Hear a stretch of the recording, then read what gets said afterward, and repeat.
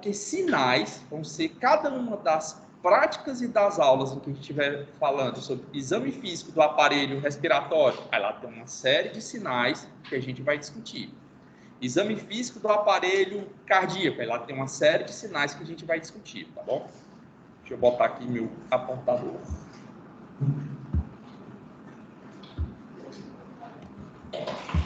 Então, sintoma, pessoal, a definição do Porto, né? Ela é bem interessante, né? Que é uma sensação anormal sentida pelo paciente e não examinada e não visualizada, perdão, pelo examinador. Isso é muito importante a gente ter noção disso, porque é o que o paciente relata para a gente. Então, sintoma é bem verdade quando eu falo a nível de anamnese. Eu estou sentado, ou melhor, né, história da doença atual. Eu estou sentado com o paciente e ele está me contando a história dele. Né? Vem do grego, né, que significa suti, né, que significa acontecer. Né? Então, como eu tinha já adiantado na aula passada para vocês, são sensações subjetivas relatadas pelo paciente, né, ao profissional. E esse aqui é o ponto importante, pessoal. Infelizmente, não tem como a gente confirmar um sintoma. Doutor, o paciente chega para vocês, doutor, com história de dor de cabeça, minha cabeça não para de doer. Se ele diz que está com dor de cabeça, não tem como eu provar que ele está mentindo, porque ele está falando a verdade. Isso fica a nível de história. Mas, professor, o paciente chega para mim e diz que está com uma história de febre há 5 dias. Beleza, a história da doença atual dele, você vai botar paciente com relato de febre há 5 dias. Você vai para o exame físico, coloca o termômetro na axila do paciente e a temperatura deu na faixa de normalidade, 36 graus. E aí, esse paciente está mentindo ou não? Não, pessoal, ele é um sintoma na história da doença atual dele, não tem como eu comprovar isso. E quando eu vou para o exame físico, eu posso ou não conseguir visualizar um sinal oriundo desse sintoma. Deu para entender isso, pessoal? Não significa que, se ele fala que está com uma história de febre há 5 dias, você vai chegar depois na história da doença dele, paciente com relato, é mentira, de febre. Isso você não pode comprovar, é uma sensação subjetiva relatada pelo paciente profissional. Tá bom? Então, sinal, por outro lado, não. É um dado objetivo. Ela vem do latim, né, que significa signalis, né, que significa manifestação, indício ou vestígio. Né? Então, são manifestações clínicas visíveis e perceptíveis pelo profissional durante o exame físico dele. Lembrando que o exame físico, a gente vai falar sobre as principais técnicas semiológicas de exame físico, ela já começa quando o paciente adentra na porta. Então, esse paciente que entra descrevendo com a marcha dele, como se fosse uma angulação de 180 graus, com o braço fletido, encontrado ao tronco dele, muito provavelmente, até que se fale o contrário, esse paciente tem uma marcha ceifadora. Essa marcha, ela é muito característica, vocês vão botar que ele tem esse sinal, isso é um sinal, vocês estão visualizando o sinal no exame físico de vocês. Ela é muito característica em pacientes sequelados de AVC, que já tiveram algum evento em sistema nervoso central. Tá bom? Professor, aquele paciente que me falou que ele disse que estava com febre, eu vou lá e consigo identificar um sinal, 39,5 graus. Se ele falasse que estava com febre e eu aferisse se estava normal, não significa que a história clínica dele é inverídica, quando você está sentado com ele. Lembra que sintoma é um dado subjetivo, sinal é algo que você vê.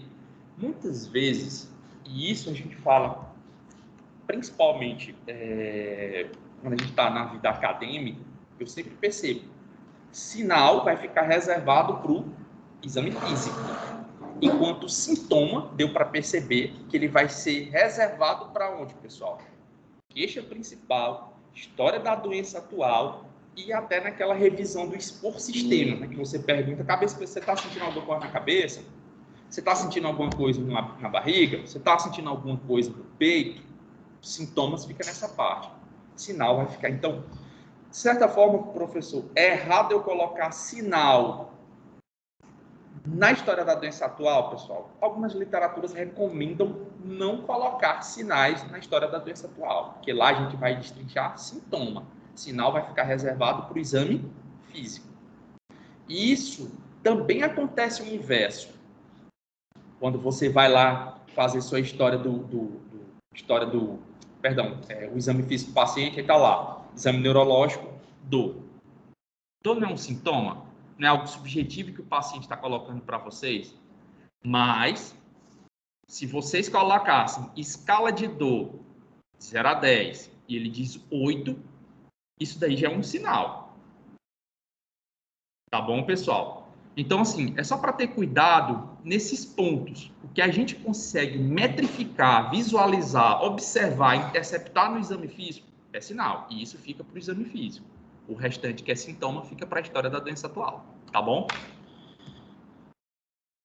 Lembra que eu falei para vocês, pessoal, sobre diagnóstico sindrômico na nossa primeira aula? O que eu disse para vocês? Que diagnóstico sindrômico é um conjunto de sinais e sintomas que podem acontecer em diversas doenças. A gente não discutiu um paciente com falta de ar, elevação da frequência respiratória, queda na saturação. Isso não pode acontecer numa pneumonia bacteriana naquele nosso paciente. Podia acontecer num CA de pulmão de pequenas células. Poderia acontecer num quadro de asma. Poderia acontecer numa pneumonia viral. Está bem em voga aí o COVID. Então, diagnóstico sindrômico é o que acontece em várias doenças. Várias doenças podem cursar com esses sintomas e com esses sinais. É óbvio que algumas vão ter suas peculiaridades, que aí você vai afunilando a sua hipótese até chegar no diagnóstico etiológico. Quando eu falo de sintomatologia ou quadro clínico, já muda. É um conjunto de sinais e sintomas que ocorrem em uma doença. Diagnóstico sindrômico em doenças, enquanto sintomatologia ou quadro clínico ele ocorre num conjunto, numa doença específica. Eu sempre trago o exemplo da raiva, né? Porque ela exemplifica bem uma história natural de uma doença que quando você contrai a doença e você não toma as medidas profiláticas, você desencadeia a doença, a raiva propriamente dita, a gente tem um índice de mortalidade de 100%. Então, é péssimo para o paciente, é péssimo você dar essa notícia para a família. Olha, ele está com raiva. Porque a gente sabe que ele vai morrer. E num curto espaço de tempo. Era alguém que estava levando sua vida tranquila, contrai raiva, pelo que seja, ele vai morrer. Na literatura, a gente só tem descrito 3 pessoas que conseguiram se recuperar de raiva. Então, você consegue ver bem a sintomatologia, o quadro clínico da doença. Hoje em dia, a gente é mais raro, né? A raiva raivosa, que era aquela raiva que a pessoa ficava maluca, tinha alteração de comportamento, que ela era um vírus mais urbano, né? Que circulava principalmente em cachorros contaminados. Hoje é bem mais raro isso, né? No Brasil, ela está, de certa forma, até erradicada. O que a gente tem mais hoje é a raiva comatosa, né? Que ela é representada, né? É desencadeada pela forma selvagem do vírus, né? Os vírus ainda continuam circulando na floresta, por meio de morcegos, macacos, saguis, ela continua. Então, o que é que acontece? Uma pessoa vai lá e é mordida por um morcego, tá certo? Esse morcego ele está infectado com o vírus da raiva. E aí a gente começa a ver toda a história natural da doença dele, ou seja, toda a sintomatologia ou quadro clínico. Esse paciente, ele não procurou serviço de saúde, não fez a profilaxia com vacina. Se ele perdeu esse time, infelizmente, ele vai evoluir para a doença.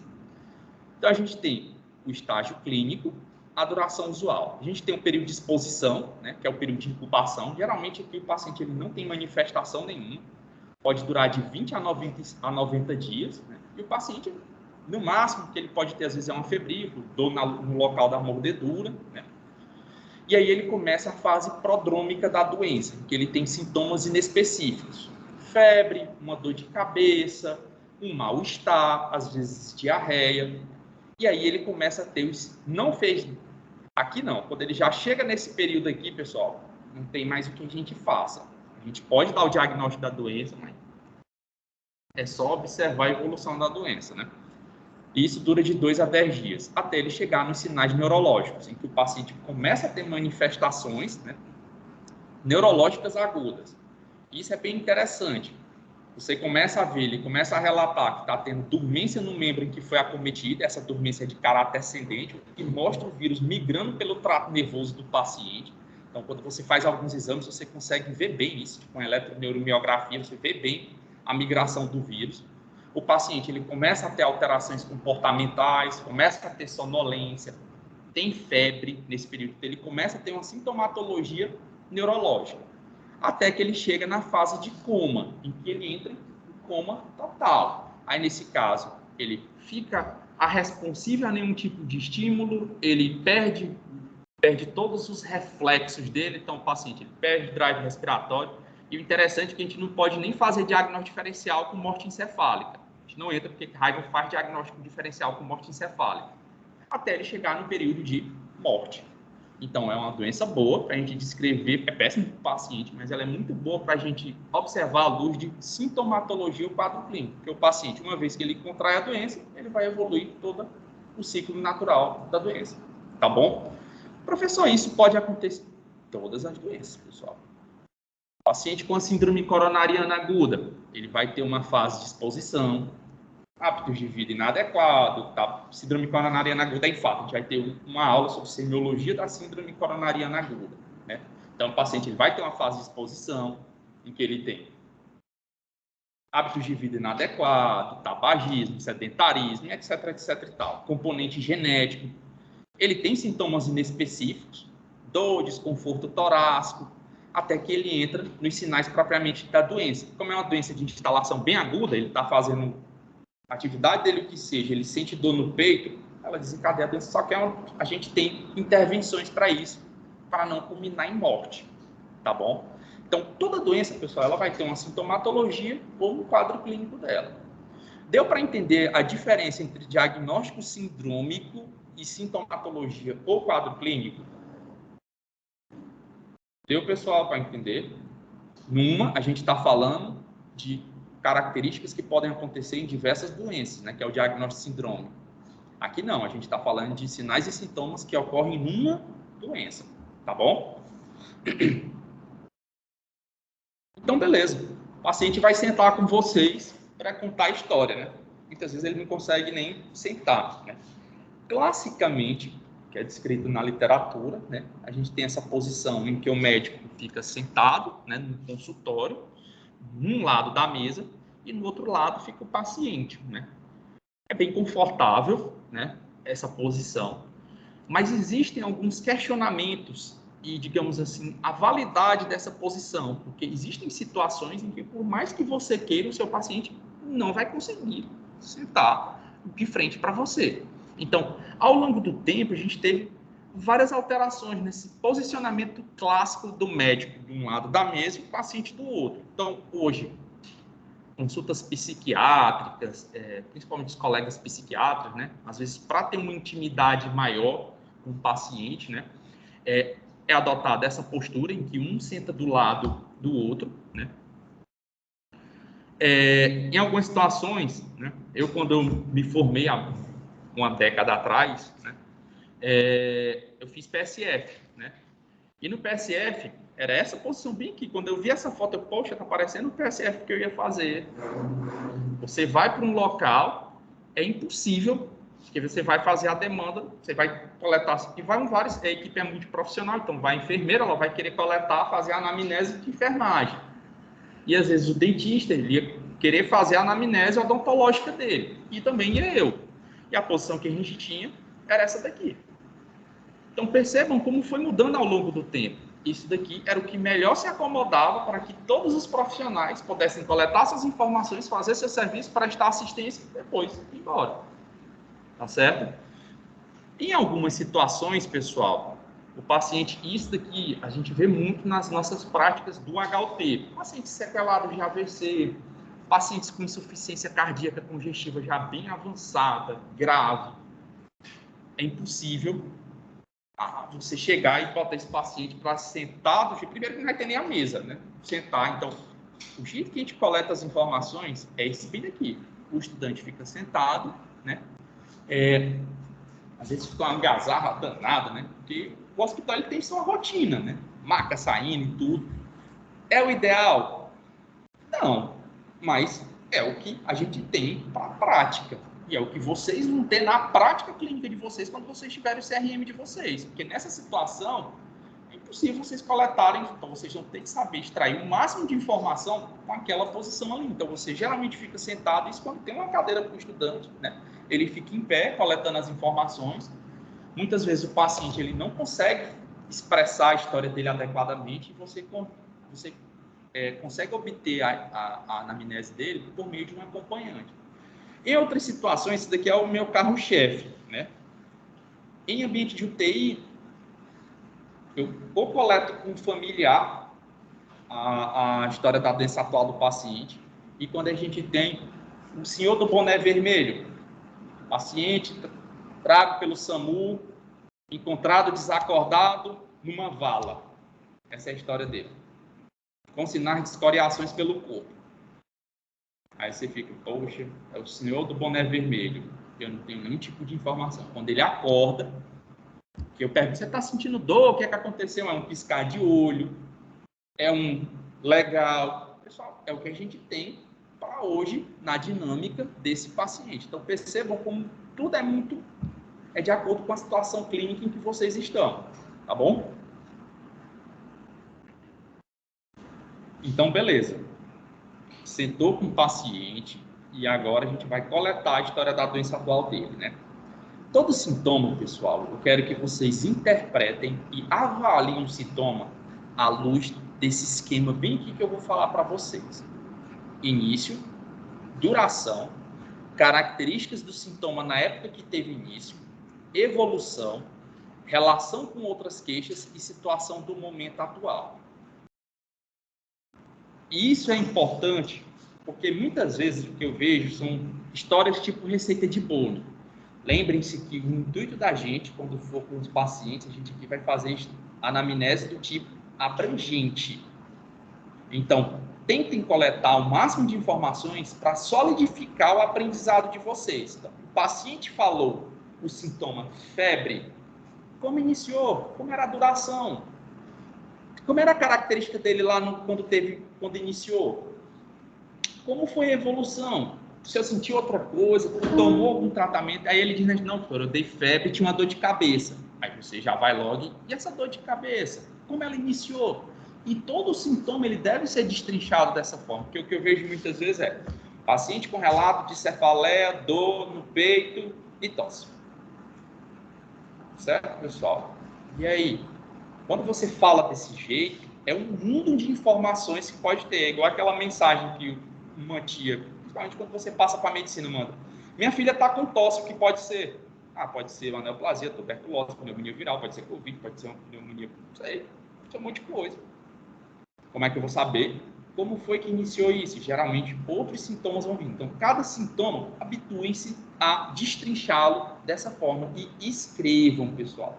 Não, Tom, mas está tudo aqui na minha cabeça. Não, beleza. Não estou nem está na tua cabeça, não. Eu quero que esteja no papel. Porque o intuito é você aprender a deixar a história de forma coesa para que outros profissionais possam interpretá-la. E você, no futuro, esse paciente volta 5 anos depois para ti. Ainda vai estar na tua cabeça a história dele, com a mesma riqueza de detalhe quando foi da primeira vez. Então, habituem-se a isso. E aí a gente vai ver como é que a gente vai interpretar, né? Cada sintoma. Falando da parte de início, pessoal, vocês vão ter de precisar de forma mais, digamos assim, sensível possível quando começou. Alguns sintomas, e isso é importante para vocês, alguns sintomas o paciente sabe dizer, não, doutor, ontem, 10 horas da noite, mamãe estava assistindo televisão, a novela, quando ela sentiu, eu vi que ela deu uma dor muito grande na cabeça, que ela gritou e caiu no chão se tremendo todo, com espuma saindo na boca. Aí eu disse, opa, ele precisou bem, então, paciente com relato de aproximadamente, você já tá, cefaleia de instalação aguda, aí você bota no dia tal, às 10 horas da noite, que ele precisou bem. Alguns sintomas, eles vão se perdendo ao longo do tempo. Acho muito difícil se ela chegar para você, essa paciente em questão, poder falar, não, doutor, eu estou sentindo uma dor no joelho. Ixi, doutor, tem uns 10 anos que eu sinto essa dor no joelho. vai ser muito difícil ela precisar para vocês quando foi o início dessa dor. Aí é onde você lança mão de alguns, que às vezes ela não sabe dizer, a dor já vem há tanto tempo com ela, que você vai dizer, certo, mas tem algum ponto? Ela vai dizer, não, doutor, eu tenho uma filha de 10 anos de idade, acho que começou mais ou menos. Aí você vai lá e bota. Aproximadamente 10 anos atrás, iniciou a dor relacionada com... Não, doutor, é uma falta de ar que eu tenho, começou há uns 3 anos atrás. Minha menina nasceu, foi mais ou menos quando minha menina nasceu, e eu comecei a sentir uma falta de ar, Você vai lá e bota, paciente com relato de taque de espinéia, aproximadamente 3 anos de início, aproximadamente 3 anos atrás. Então, vocês tentam precisar da melhor forma possível, dentro do que o paciente fornece para vocês de informação. Outro ponto importante, pessoal, é o modo de início. Lembra aquela senhora que eu falei para vocês? Aquela que o senhor disse, não, doutor, ela estava assistindo novela, 10 horas da noite, ela passou o dia todo tranquilo, fez todas as atividades dela, não se queixou de nada, mas 10 horas da noite, ela teve uma dor de cabeça de instalação aguda e uma crise convulsiva. Você já vai pensar no mundo de eventos. Pô, será que essa mulher teve um AVC isquêmico? Será que essa mulher teve um AVC hemorrágico? Você vai pensar em algo de instalação aguda. Agora, se ele diz, não, doutor, essa dor de cabeça tem mais ou menos 3 anos, eu nem sei dizer mais quando foi que iniciou. No início eu achava estranho que mamãe ficava olhando para o tempo e apagada. Eu pensei que não era nada, pensei que era coisa da velhice. Ela tomava dipirona, essa dor não melhorava, até que ontem, doutor, a dor foi tão forte que ela começou a dar uma tremedeira no corpo. Aí você vai pensar, pô, será que essa mulher está com aneoplasia, está com câncer no cérebro dela? Porque é algo que vem arrastado. Um câncer, a pessoa não está aqui fazendo as coisas dela, oh, droga, tem um câncer, cai no chão convulsionando, não. Então, é algo que vem ao longo de anos evoluindo. Pois será que essa senhora está com uma vasculite autoimune? Então, percebam, o que só mudou na história? São os mesmos sinais e sintomas. Concordam comigo? Dor de cabeça e, junto com isso, uma crise convulsiva. Só que uma se instalou de forma aguda e a outra de forma gradativa. E isso muda totalmente o raciocínio de vocês. Então, sempre habituem-se a isso, a perguntar. Uma criança que chega com história de taque de espinéia, tudo bem que ela vai ter sibilo na ausculta pulmonar, né? Mas quando ela chega, uma criança, idade escolar, chega que à noite acordou com falta de ar, em primeiro lugar você vai pensar em asma, uma crise asmática para ela. Agora, se isso vem ao longo de tempo se arrastando e percebe que vai piorando, você vai pensar, pô, será que essa criança está tendo mesmo? O problema é no pulmão dela? Será que não é uma cardiopatia que está reverberando no pulmão dela, não? O que só mudou o tempo, como se iniciou, de forma súbita ou de forma gradativa, tá bom? Entendemos essa parte, pessoal? Outro ponto importante, pessoal, é os fatores ou situações desencadeadoras ou agravadoras dos sintomas. Um paciente com história de dor no peito, que irradia para o braço esquerdo, irradia para a mandíbula, muitas vezes você vai perguntar, teve alguma coisa? Não, doutor, eu estava fazendo atividade física. Não, doutor, eu estava discutindo em casa. Meu filho chegou bêbado em casa, eu não aguento mais isso. Comecei a discutir quando senti uma dor no peito. Então, você tem um fator desencadeador. Isso é importante, porque algumas doenças, elas vêm acompanhadas desses fatores que são ou desencadeadores ou são agravadores. Alguém que chega com dor em flanco esquerdo, está doendo aqui o flanco esquerdo, e o senhor tem alguma posição que melhora, doutor? Eu não consigo, e ela fica de um lado para o outro. Doutor, eu não consigo melhorar, eu tento me sentar, eu não consigo melhorar, e a dor vem numa pontada e não para. Você, pô, será que essa pessoa está tendo uma cólica nefrética? Então, assim, sempre perguntem isso. Certo, se eu sentiu alguma coisa, percebeu que tinha alguma coisa que piorava. É o mesmo raciocínio, vai ser válido a precisão do tempo, né? Porque sintomas que vêm se arrastando há muito, muito tempo, é muito difícil o paciente relatar para vocês o que piorava ou não na história dele, né? Mas sintomas mais agudos, não. Você consegue detalhar melhor se tinha algum sintoma ou situação desencadeadora, uma situação desencadeadora. Professor, e se na história o paciente vai e fala que teve essa dor de cabeça e vomitou? Não é um sintoma novo, aí você vai lá e vai destrinchar tudo de novo, como era o início, como era a duração, entendeu? A duração, pessoal, ela vai ficar estabelecida conforme a data de início. Então, alguém que começou há 3 anos atrás, com duração de 3 anos. Duração é uma coisa, padrão de evolução é outra, que já a gente vai ver mais para frente. Então, perguntar, pessoal, né, como são as características desse sintoma quando ele teve início, né? É óbvio que vai variar amplamente. Quanto mais longo o sintoma teve início, mais difícil fica o paciente precisar para a gente, né? Sempre perguntar a localização. Então, a gente vai ver os últimos slides, né? Vocês vão ver que sempre perguntem a localização. O paciente com história, né, de dor e região temporal, do tipo pulsátil, vocês vão lá e ver a artéria temporal dele pulsando no exame físico, vai falar, principalmente se for acima de 50 anos de idade, falar a favor de uma arterite temporal, que é oriunda de uma vasculite, principalmente em homem acima de 50 anos de idade. Então, sempre digo, paciente com relato de cefaleia, de instalação aguda em região temporal. Sempre localizem. A dor no peito, em região precordial. Então, sempre tentem localizar. Dor no joelho, em joelho esquerdo, em joelho direito. Com dor tipo pontada em base de pulmão direito. Então, sempre tentem localizar, porque isso vai ser um ponto importante.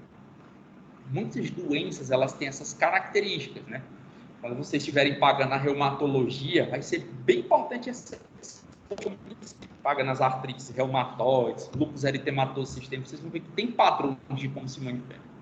Às vezes, começa na articulação direita, esquerda, direita, começa na articulação direita, a dor da paciente, né? Geralmente é mulher em idade reprodutiva, né? Começa na articulação direita, depois ela sente, a dor pode ser migratória.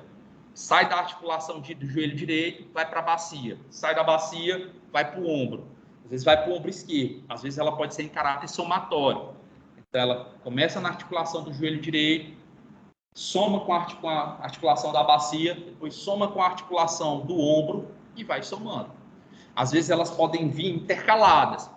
Joelho direito, parou, não estou sentindo mais nada. Voltou no joelho esquerdo. Então, cada uma fala a favor de um padrão de acometimento articular que é característico de algumas doenças. E isso são dados que vocês... Opa, eu estou diante aqui de uma artrite de caráter migratório. Será que isso aqui não pode ser uma artrite juvenil, não? Uma artrite reumatoide juvenil. Que só mudou localização. Intensidade, sempre perguntar, e nesse ponto, né, vocês podem usar diferentes tipos de escala. A gente vai falando sobre sinais vitais, a gente vai falar sobre algumas escalas de dor, né? Porque dor é um exemplo bem prático. Se o paciente diz que está com dor, você vai ter que dizer. De 0 a 10, se ele pode falar com você, você questiona. Mas, senhor, de 0 a 10, 10, a pior dor que eu já senti na vida, de 0, dor nenhuma, qual foi a dor que o senhor sentiu quando teve essa dor no peito? Doutor, eu vou dizer que é uma dor 9. Ele fala para você. Depois você vai examinar ele no outro dia, de 0 a 10. Doutor, tá aí. Depois que iniciaram o tratamento, hoje a dor tá 3. É um incômodozinho que às vezes eu nem percebo. Consegui até dormir. Melhorou. Agora, se ele chega e diz, doutor, tô com dor, eu vou dar dor 5, doutor. E no outro dia chega com dor 9, ele fez foi piorar. Então, sempre perguntem a intensidade desse evento no início. Aqui tudo a gente ainda tá lá no início, viu, pessoal? E o outro pulo do gato. Perguntem se teve relação com outras queixas.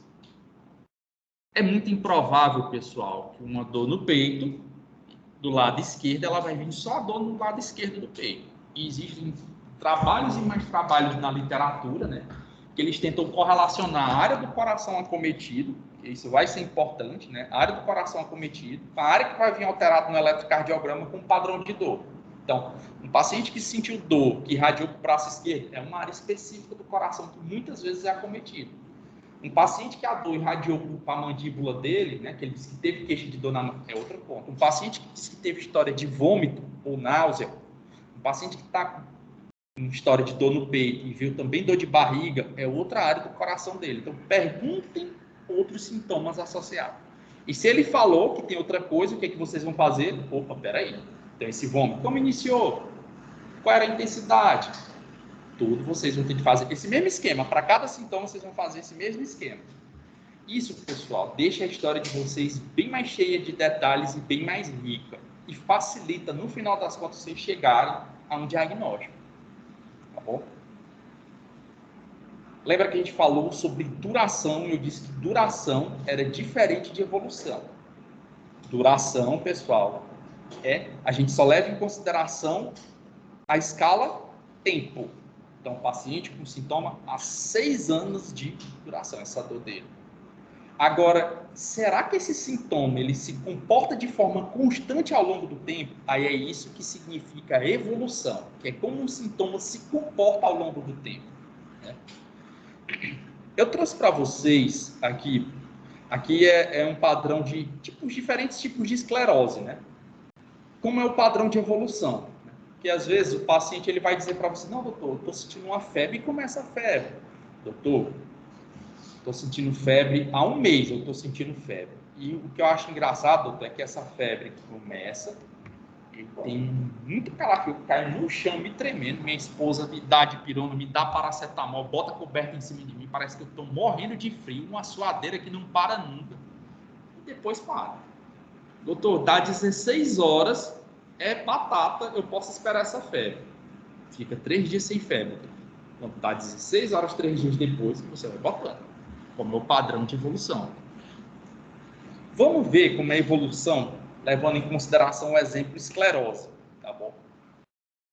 O paciente levava a vida dele até que ele teve um sintoma. É só sentir uma dormência, né? Uma dormência no braço, ele tentava escrever, não conseguia, ia para a festa de criança, tentava soprar o balão e não conseguia, porque ele não conseguia vedar a bochecha, no balão e soprar. E ele, poxa, tá estranho. Ele se sentia mais fraco, até que um belo dia, pessoal, ele teve uma piora. Pelo que seja, pegou uma pneumonia bacteriana, que seja, essa fraqueza ficou bem mais intensa. Aí, opa, diagnosticaram a doença dele. Ele tinha doença, só não era diagnosticado. Diagnosticaram a doença dele. Vamos iniciar tratamento, tudo. Ele voltou, mas percebam que ele melhorou da pneumonia bacteriana, mas ele não voltou à linha de base dele. Essa é a linha de base dele, que ele não sentia nada. Né? A linha de base não é essa daqui dele?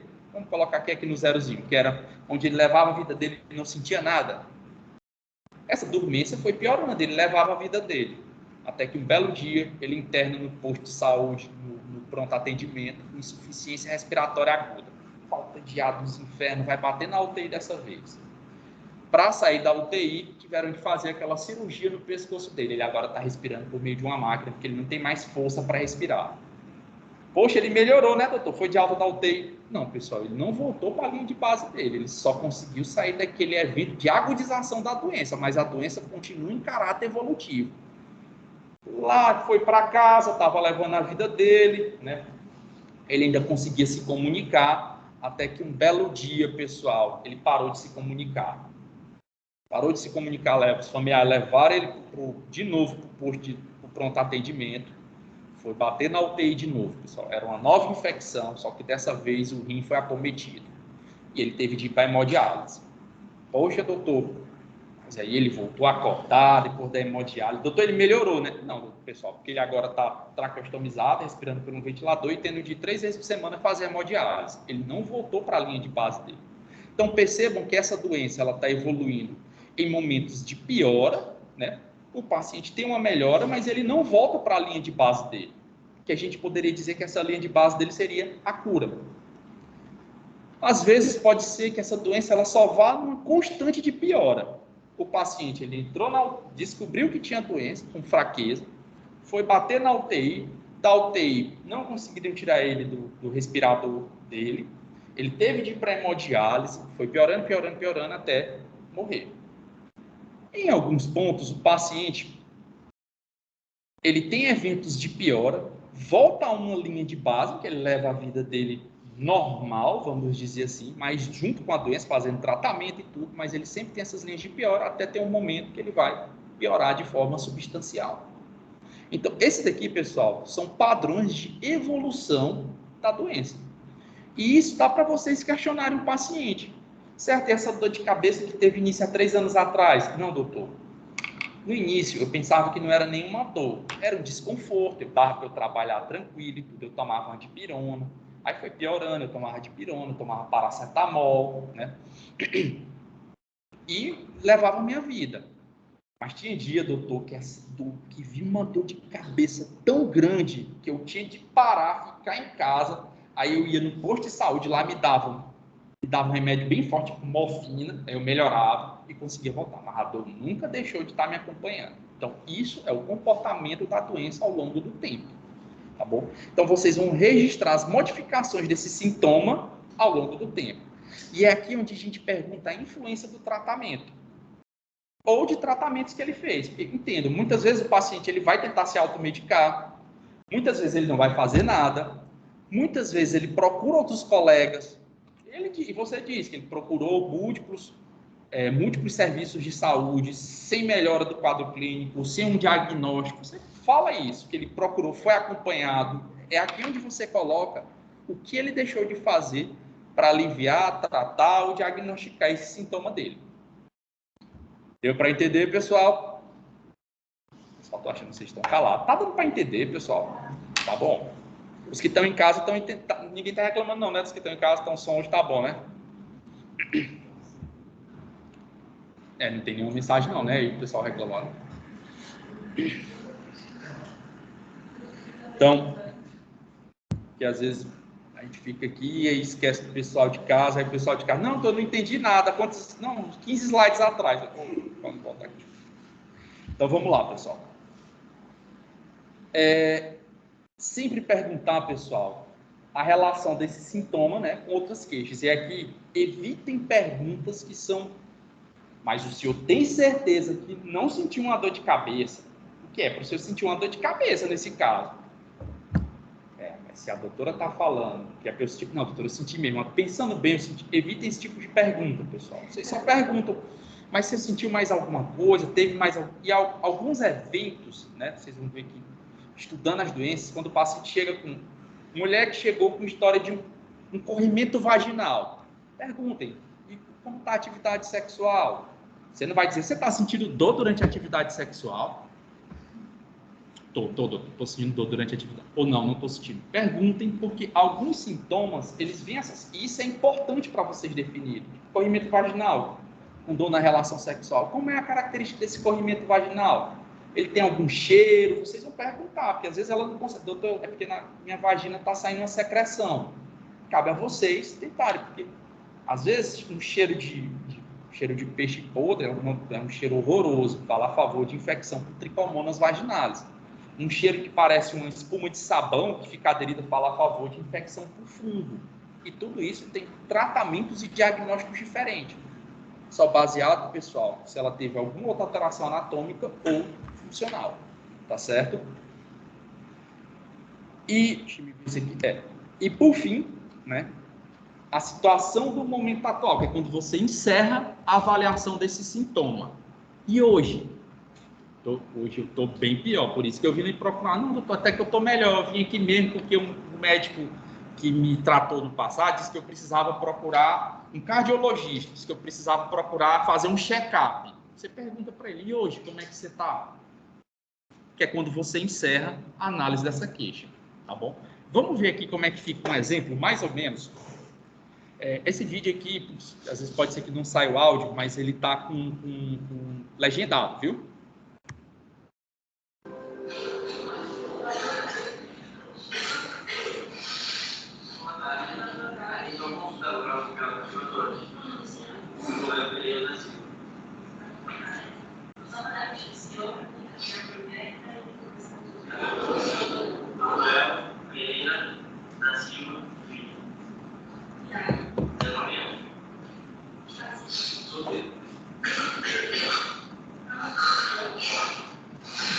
Eu faço o bico e eles estão fazendo primeiro. Eu sou esse. O Arcabon não vai com 237. Maria José Pereira.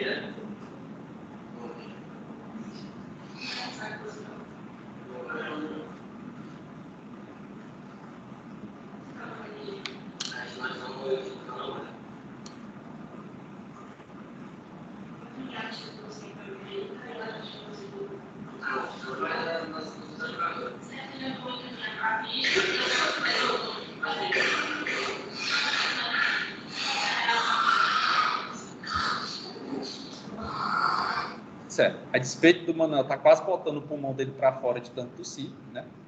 Aqui é aquela etapa que muitas vezes passa desapercebido, mas é que é a identificação do paciente. Ela coletou dados epidemiológicos importantíssimos que cabem a vocês, né? Isso já vem destrinchado para vocês, né? Geralmente é um atendente, né, que coleta esses dados, vocês vão ver. E muitas vezes você passa desapercebido um dado epidemiológico que fornece uma informação preciosa durante a história da doença atual dele, tá bom? Vamos ver agora aqui como é que ela vai fazer.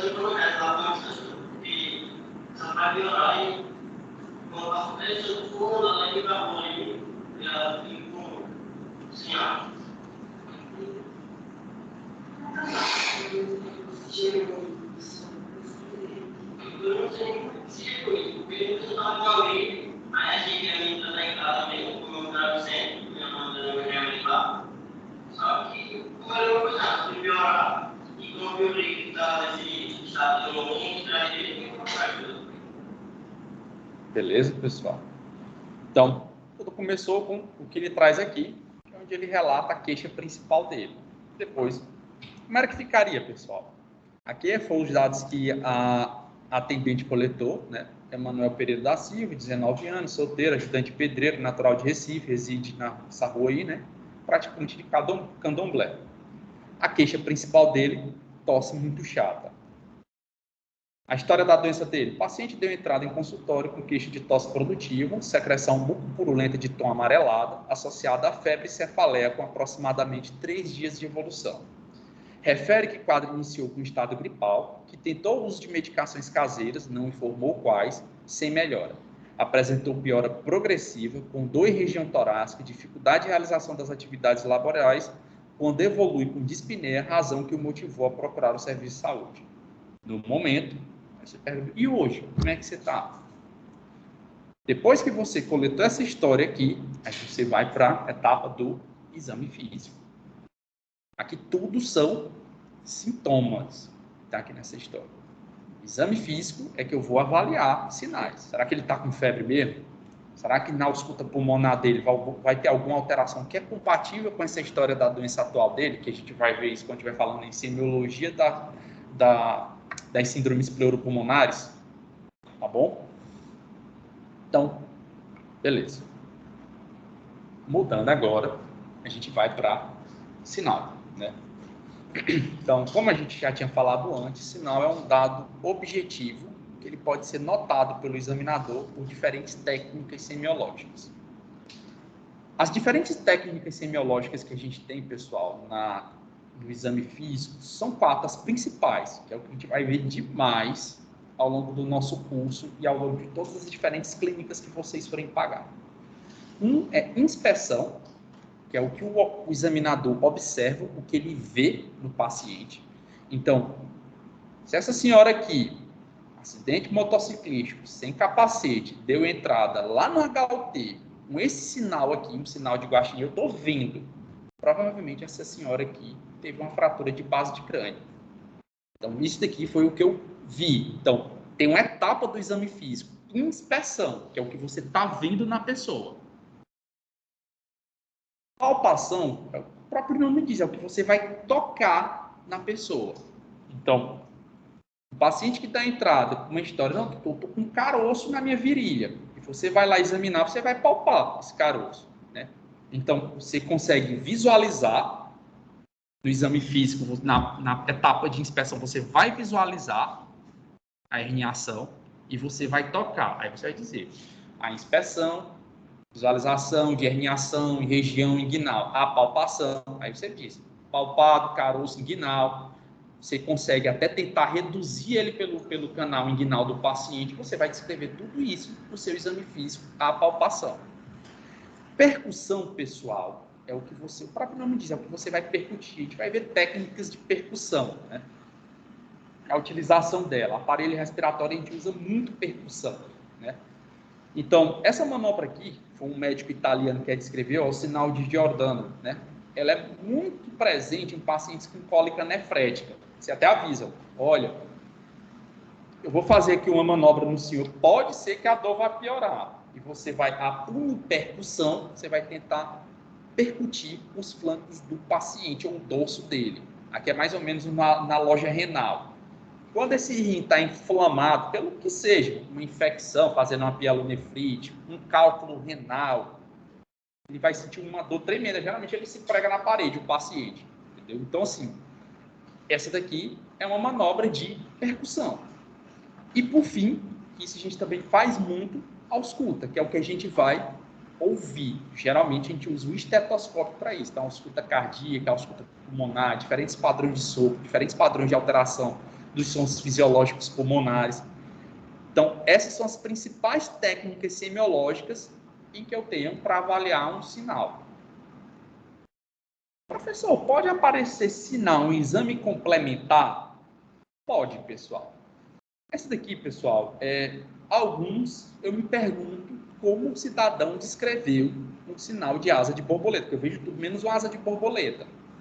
Mas aqui fica bem bonitinho. Aqui é uma ressonância magnética de um paciente com doença de Wilson. Doença de Wilson é uma doença em que ele tem uma doença metabólica, em que ele tem uma alteração na via de cobre do paciente. Geralmente ele vai fazer insuficiência hepática, aumento da circunferência abdominal. Mas o que eu queria mostrar para vocês é esse sinal bem aqui, ó. Parece mesmo, né? O sinal da face do panda, que fica presente no mesencéfalo do paciente. Fica bem igualzinho, mas existem vários outros sinais.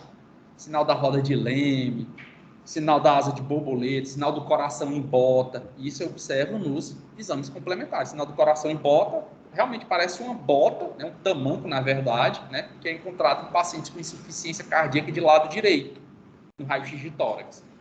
Então, eu posso encontrar sinais em exames complementares. E isso muda muito ao longo do tempo, pessoal. Um dia desses, né, eu estava vendo uma endoscopia que um colega fez, né, de um paciente que a gente está acompanhando, ele descrevia o sinal da tenda positiva. Meu Deus, o que raios é um sinal da tenda positiva? Tive de ir atrás. Então, nós vamos estudando melhor, compreendendo melhor as coisas e descrevendo sinais para poder facilitar a compreensão e a comunicação. Então, era uma paciente que chegou no raio-x de tórax, não tinha pulmão esquerdo ela, né? Não tinha pulmão esquerdo. Foi fazer uma videobroncoscopia, foi examinar, cara, o pulmão está normal, então o que está velando vamos ver se não é o estômago dela. Foi fazer endoscopia. Na hora que foi fazer endoscopia, é como se o estômago dela estivesse sendo comprimido por alguma coisa que estava por fora. Aí ele escreveu como sinal da tenda positiva. Aí eu fui ver. Geralmente é um sinal presente na endoscopia em que eu tenho uma compreensão extrínseca por uma massa que não está no pulmão. Na verdade, essa massa está em região mediastinal. Era um tumor que essa paciente, provavelmente um tumor que ela tinha. É um sinal da tenda positiva. Tá certo? Podem ficar tranquilos, a gente não vai ver todos os sinais. não vai ver todos os sintomas na aula, acho que nem durante o curso de vocês não vê todos. Quem vê, parabéns, vocês são... Quem vê é médico fenomenal mesmo, porque na prática vocês vão ver diferentes coisas e você, poxa, eu vou ter de dar uma olhada para saber o que é isso daqui que ele está falando, o que é esse sinal e o que é esse sintoma. Tá bom? Beleza. Vamos então para a posição do examinador, né?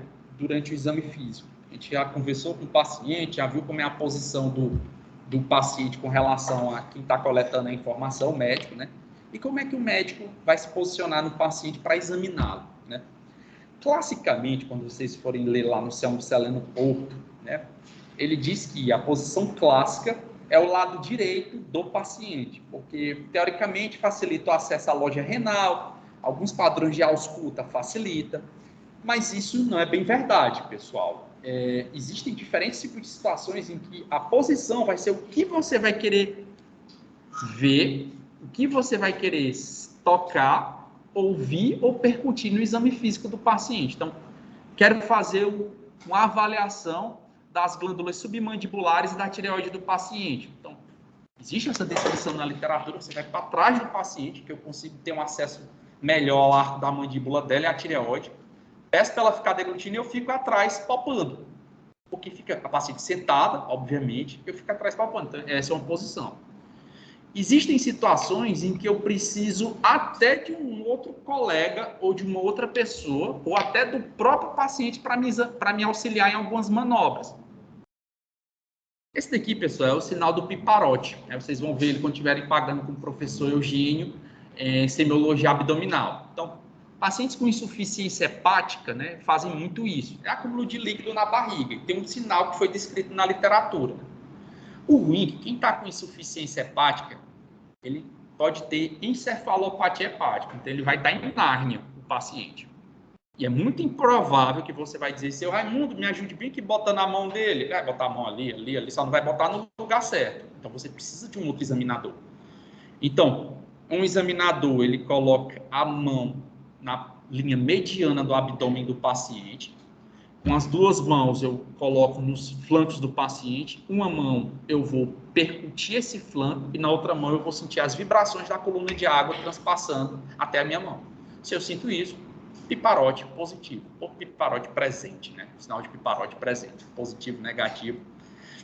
Existe uma discussão se o certo é a gente botar piparote positivo, que o mais adequado é sinal de piparote presente, tá bom? Então aqui, pessoal, eu precisei de um outro examinador para me auxiliar nessa manobra, tá bom? Então, percebam que muda muito, é muito dinâmico. O que eu quero ver?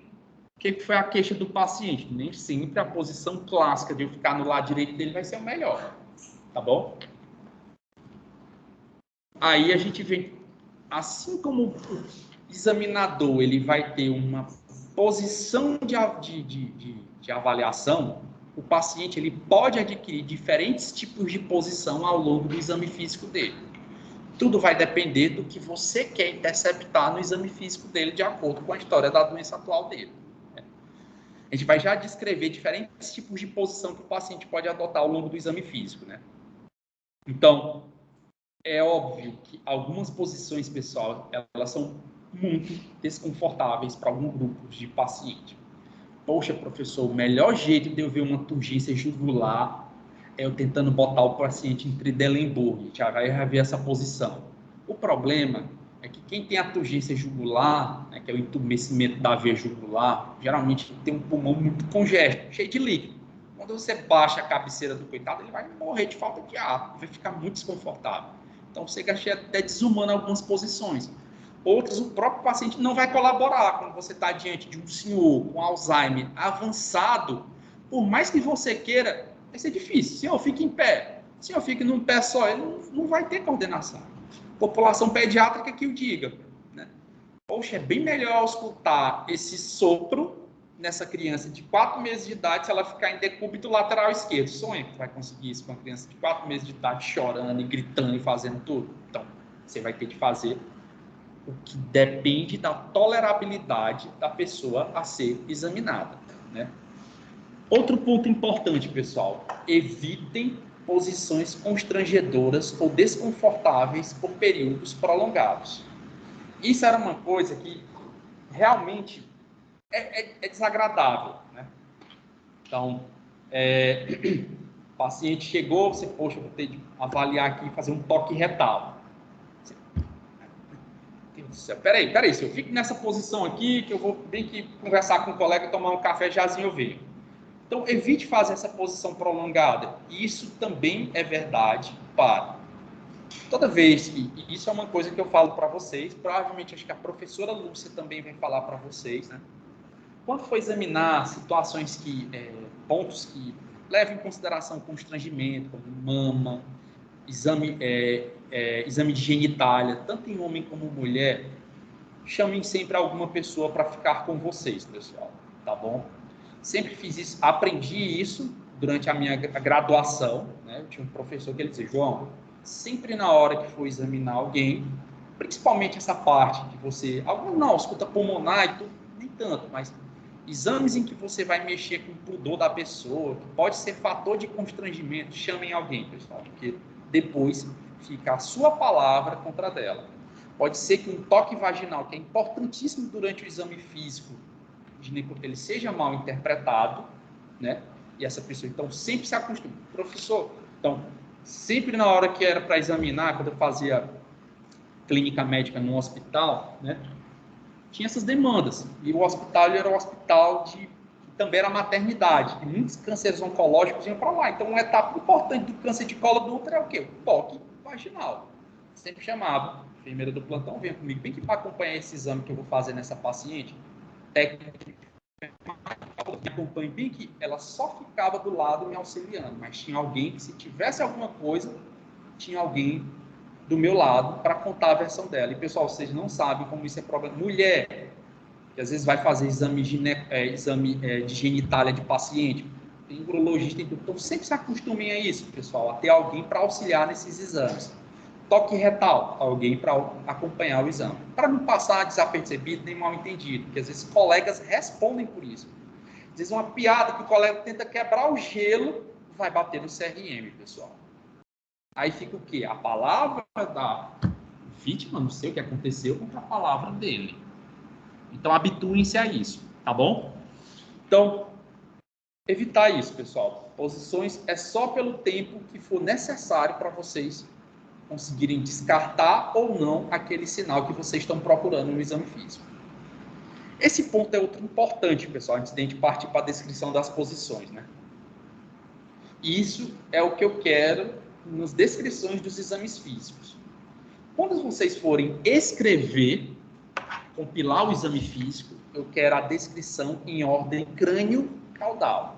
Então, sistema neurológico, né, ainda não é o intuito da nossa disciplina, aparelho respiratório, aparelho cardíaco, aparelho abdominal, aparelho geniturinário, extremidades. Essa é a ordem. Mas, professor, e quando eu for examinar o paciente, por favor, não façam isso. Então, pede para o vozinho ficar em pé. Peraí, agora eu vou examinar. Deite aqui. Esqueci. Fica em pé de novo. Na hora do exame, você vai... O paciente está em pé, você vai tentar pegar o máximo de informações daquele paciente no exame físico dele. Ou seja, o exame físico, a posição do paciente leva em consideração o conforto dele. Isso acontece demais. Certo? Examinou o aparelho respiratório do paciente. Vixe, examinei não, e ele tem um sopro. Ó, doutor, tem um relato que tem um sopro. Peraí, deite bem aqui de novo, senhor. Não, pessoal. Quando vocês forem, já peguem todas as informações que vocês querem no exame físico dele, levando em consideração a posição mais desconfortável para a menos desconfortável dele. Então, iniciem pela mais desconfortável até chegar na menos desconfortável. Em algumas situações, nem que vocês queiram, o paciente vai conseguir ficar em pé. Às vezes, nem que vocês queiram o paciente, ele vai conseguir ficar no decúbito lateral, tá bom? Deu para entender isso, pessoal? Que aí eu chegava só vi o estudante, peço o paciente ficar em pé, depois deita. Opa, esqueci isso, fica em pé de novo. Opa, esqueci isso de novo, fica deitado aqui de novo. Então, examinem o paciente, agora na descrição não, crânio caudal, tá bom? No exame, quando vocês forem escrever o exame físico de vocês. E vamos lá para as posições, né? Então... A primeira posição, pessoal, é a posição ortostático ereta. Como o próprio nome diz, o paciente ele vai ficar em pé, né? ele vai tentar equilibrar de forma equivalente, né, o peso do corpo dele ao longo dos 2 pés dele, né, e os braços, membros superiores, eles vão estar pendendo ao longo do tronco de forma natural, né. Esse exame aqui, pessoal, é um exame muito importante na parte neurológica. Existem uma série de sinais que vocês conseguem ver. Pacientes com acometimento de sistema vestíbulo-coclear, poxa, sinal de Rumberg presente, sinal de Rumberg ausente, vocês conseguem ver por isso. O paciente, quando ele entrou, a marcha dele é uma etapa. A marcha ela é uma etapa do exame neurológico. Isso aqui é a posição ereta do paciente.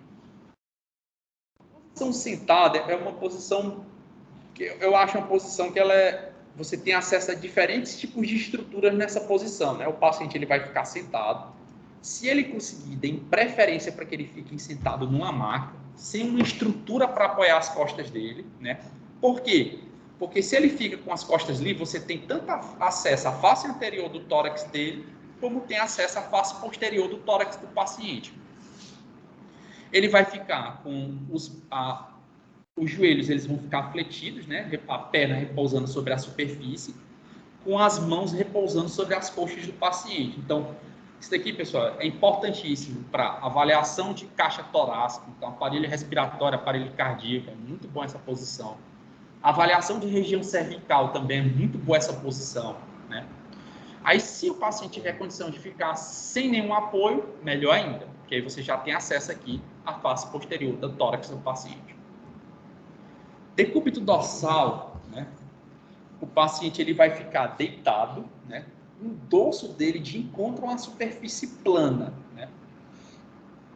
Os membros superiores, os membros superiores e inferiores, eles vão ficar relaxados ao longo do tronco do paciente. E aqui, pessoal, a gente pode até pedir para as pernas ficarem levemente fletidas, né? Por quê? Porque quando elas ficam levemente fletidas, eu relaxo a musculatura abdominal, o que facilita, né, deixar o abdômen mais flácido quando vocês forem examinar o abdômen. Porque às vezes o paciente está com a perna toda esticada, vocês vão tocar o abdômen dele rígido. Poxa, será que isso aqui é um abdômen tábua? Que acontece em algumas doenças. Aí vocês pedem para a perna dele ficarem levemente fletidas, tá bom? Esse daqui vai ser o carro-chefe de posição quando vocês estiverem nas práticas de vocês de exame abdominal. É onde vocês têm acesso à maioria das estruturas do exame abdominal, é nessa posição bem aqui. O decúbito lateral direito, pessoal. Decúbito lateral direito, pessoal. O que vai acontecer? A face lateral do paciente, ela vai ficar de encontro, né? Ela vai ficar de encontro a uma superfície plana. O braço superior esquerdo, não, João. O membro superior esquerdo, ele vai ficar relaxando sobre o tronco do paciente, né? Enquanto o braço esquerdo, ele vai ficar abduzido, ele vai ficar... Geralmente o paciente fica nessa posição, né? Ele coloca a mão para apoiar a cabeça dele, né? E abduzido, afastado do tronco, tá bom? Esse exame aqui, pessoal, algumas estruturas a gente tem acesso a loja renal, fígado, a gente consegue percutir, tá bom? Por essa estrutura, viu? Ou por essa estrutura, não, por essa posição. O decúbito lateral esquerdo, esse daqui, a gente vai usar ele muito em manobras cardiológicas, pessoal. Aqui já é o contrário. É o lado esquerdo do paciente que vai ficar de encontro, né, a uma superfície plana. O braço superior, o membro superior direito do paciente vai ficar ao longo do tronco dele, enquanto o membro superior esquerdo vai ficar abduzido em relação ao tronco do paciente. Geralmente ele fica nessa posição. Nossos colegas ecocardiografistas, né? É uma posição muito boa. Por quê? Porque quando o paciente está nessa posição aqui, o coração do paciente, né? Ele vai de encontro, ele se aproxima mais da parede da caixa torácica, que vai facilitar a ausculta cardíaca, que vai facilitar algumas manobras que a gente vai ver ao longo do nosso curso, né? Você pede para o paciente, respire fundo. Professor, quero ver um desdobramento de segunda bolha. Não estou conseguindo ver aqui. Vamos botar ele no decúbito lateral esquerdo. Puxa o ar com força e segure. Aí você consegue visualizar melhor. Alguns padrões de sopro, né? Tem a manobra de Pachon, a manobra de Ribeiro Carvalho. Eles levam em consideração esse decúbito aqui, que vocês vão ver alguns padrões de sopro, né, no coração, eles se manifestam melhor nesse decúbito. A posição ventral é quase uma dorsal, só que é o contrário, né? Que é que o ventre do paciente é que vai de encontro à superfície plana. É óbvio que essa posição aqui é uma posição que melhor a gente visualiza o dorso do paciente, pessoal, tá bom? O dorso do paciente dá para a gente visualizar nessa posição, como também dá para a gente visualizar quando o paciente está em posição ortostática, né? Essa posição aqui, acho que quem vai falar muito dela com vocês é a professora Lúcia, né? Que é a posição de litotomia, né? Ou litotômica, né? Essa posição aqui, o paciente é como se fosse um decúbito dorsal. No entanto, as pernas, o tronco dele vai ficar de encontro a uma superfície plana, enquanto as pernas vão ficar flexionadas, né? Afastadas uma das outras, né? Geralmente o que usa precisa de uma maca especial para isso, que vão ter essas estruturas aqui, que é chamada perneiras ou estribos, né? Que vão apoiar, vão ficar na angulação do joelho do paciente. Essa posição aqui, ela é muito boa para exame ginecológico, né? Então, exame especular, avaliação de colo do útero, avaliação de bexiga, alguns procedimentos, como procedimento urológico, procedimento ginecológico, é essa posição aqui em que ela é realizada. Tá bom, pessoal? A posição genopeitoral, pessoal, principalmente quando vocês estiverem pagando coloprócito, né? Quem mais usa elas é porque é uma das posições que melhor você consegue ter acesso a estruturas como a avaliação de próstata. O toque retal, ela fica melhor nessa posição, né? Então, o paciente ele vai ficar ajoelhado, só que o que vai acontecer é que o peito do paciente ele vai de encontro a uma superfície plana, né? Ele pode, às vezes, usar o braço, né, para acomodar a cabeça dele, né? Então, exames vaginais, exames retais, quero fazer um toque retal, essa posição é muito boa. Só que o problema é que ela deu para perceber que é uma posição extremamente desconfortável para o paciente. A gente pode usar uma outra posição que não vai ter o mesmo detalhe de riquezas e a facilidade que a gente tem nessa posição, né? Que é a posição de Sims, né? A posição de Sims, por favor, pessoal, não confundir com o decúbito lateral esquerdo. A diferença é que, lembrem-se que no decúbito lateral esquerdo, o que é que acontece? O membro superior esquerdo está abduzido e o paciente está de encontro à lateral esquerda dele. Aqui não. O paciente ele tem uma inclinação no corpo dele, né? Vocês vão ver que o membro superior esquerdo ele está estendido ao longo da face lateral do paciente. Ambos os membros superiores, ambos os membros inferiores. É difícil ter ambos os membros inferiores, a gente só tem dois. Os membros inferiores, né, eles vão estar flexionados, sendo que o membro inferior direito ele vai estar mais flexionado do que o esquerdo, pessoal. Essa posição aqui, lembra que eu falei para vocês que a genipeitoral ela é bem desconfortável, né? Então, essa posição também vocês podem fazer toque retal por essa posição, né? Na verdade, quando eu ia para as práticas de coloprócito, né, era que mais a gente usava, né? Alguns pacientes fica melhor, tipo idoso, porque a população que vem nesse tipo de consultório, né, a avaliação de próstata geralmente é idoso, né? Então, já é um idoso com idade bem avançada. Então, ele ficar naquela posição, muitas vezes não é nem o desconforto do pudor dele, é mais porque ele não consegue mesmo. Aí essa posição tenta sanar esse problema, né? Às vezes, quando você quer fazer alguns procedimentos, como lavagem retal de solução glicerinada, clíster, pacientes que estão com constipação, que você quer avaliar, quando vocês forem interno, cara, eu odiava esse serviço quando rodava na cirurgia. Tinha suspeita de ter um fecaloma, manda o interno ir lá para ir fazer um toque. Ou serviço que eu achava ruim. Né? Mas essa posição ela é muito boa para esse tipo de manobra, quando vocês querem avaliar a presença de fecaloma, né?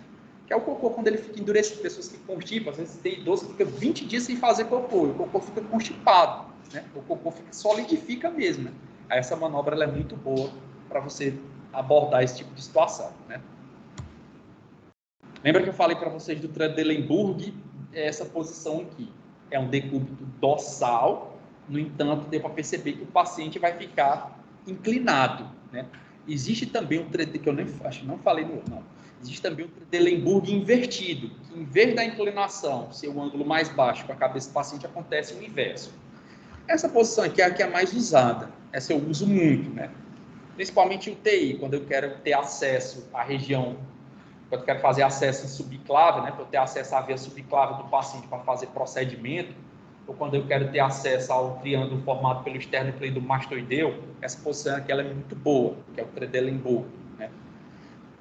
Cirurgias pélvicas, também cirurgias cardíacas, pós-operatório de cirurgia cardíaca, é uma posição que se usa muito, esse tipo de posição, que é a de Trendelenburg. A posição de Fowler, não é Flower, a posição de Fowler, né? O que vai acontecer? Nessa posição, o paciente ele vai ficar como se fosse um decúbito, né, dorsal. No entanto, ele vai ter uma angulação de 45 graus do tronco dele, né? Muitas patologias obrigam o paciente a ficar nessa posição, pessoal. Não, doutor, mas eu quero examinar a face posterior. Mas vocês vão ver que pacientes com insuficiência cardíaca bem avançada, eles não conseguem ficar deitados, porque fica com muita falta de ar. Aí essa é a posição que vocês adotam para ele. Pacientes com dificuldade de deglutir, sequelado de AVC, então essa é a posição, porque dificulta o evento de broncoaspiração, ele tentar se alimentar em vez da comida e para o sistema digestivo ela vai para o pulmão dele. Então essa posição ela é bem indicada nessas situações, tá bom, pessoal? Pode ter certeza que a gente não vai ver tudo isso, eu não vou ficar nem doido, né? Aconselho fortemente, né? Vocês irem lá essa daqui é uma cópia descarada do Selmo Celeno Porto. Eu só peguei, copiei e botei aqui no slide. Então, o que acontece, pessoal? Lembra que eu falei para vocês, quando vocês tiverem um sintoma, vocês ou um sinal, vocês não vão ter de dar a localização dele? Isso daqui, pessoal, é a divisão semiológica do corpo, em que muitas vezes não é a mesma coisa da divisão anatômica. Em muitas situações é basicamente a mesma coisa, né? Mas em outras nem tanto, né? Então o corpo ele é dividido em áreas semiológicas, né? Quando vocês forem... Então um paciente com relato de dor, não, estou sentindo uma dor aqui na testa, então você vai botar cefaleia em região frontal, cefaleia em região temporal, cefaleia em região occipital. Essas são as áreas semiológicas do corpo. E isso a gente só está falando de cabeça e região cervical, que também é dividido ao longo do corpo, sendo que o que a gente vai mais usar é a região de tronco, né? Então, habituem-se, leiam com muito cuidado e muito carinho. Muitos desses pontos a gente ainda vai falar de novo, né? Quando estiver conversando especificamente sobre semiologia do aparelho respiratório. A gente vai botar sobre as divisões semiológicas do aparelho respiratório, né? Porque os dados de vocês, eles não devem ser mais paciente com dor na testa, é paciente com dor em região frontal. Tá certo, pessoal? Né? Mas paciente com dor na perna, é paciente com dor em membro, extremidade, membro inferior esquerdo. Tá bom? Face anterior de coxa. Isso daqui são os diferentes sítios semiológicos que tem para vocês localizarem um sintoma ou um sinal. Pessoal, dúvidas, perguntas? Professor. Oi, pode falar. Qual é o nome da posição que se usa nos primeiros socorros? É porque pareceu com a de Cinhos, só que eu acho que não deve ser a mesma. Essa posição aqui, ela também pode ser usada porque ela, na verdade, você coloca o paciente de decúbito lateral, né? Porque depende do que você vai fazer. Essa posição aqui de Cinhos, uma colega fez uma pergunta interessante. Professor, qual é a primeira posição que a gente usa nos primeiros socorros? Pode ser usada a de Cinhos, viu? Que ela dificulta a broncoaspiração, principalmente em pacientes que estão convulsionando, viu? Mas aí depende da situação, viu? Pacientes com suspeita de trauma em região de coluna, aí é decúbito dorsal. Tudo vai depender da situação, tá bom? É imobilização e decúbito dorsal. Em superfície plana, tá bom? Tá certo, obrigada. Nada. Pessoal, agora chegou uma etapa importantíssima. Sem perguntas, né? Vamos fazer a chamada.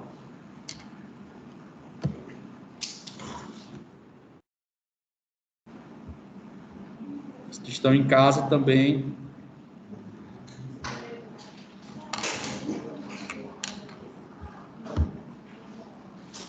Espera aí. Professor, pode ter uma gravação da aula? Isso. Oi? Pode parar de gravar a aula? Pode parar, viu?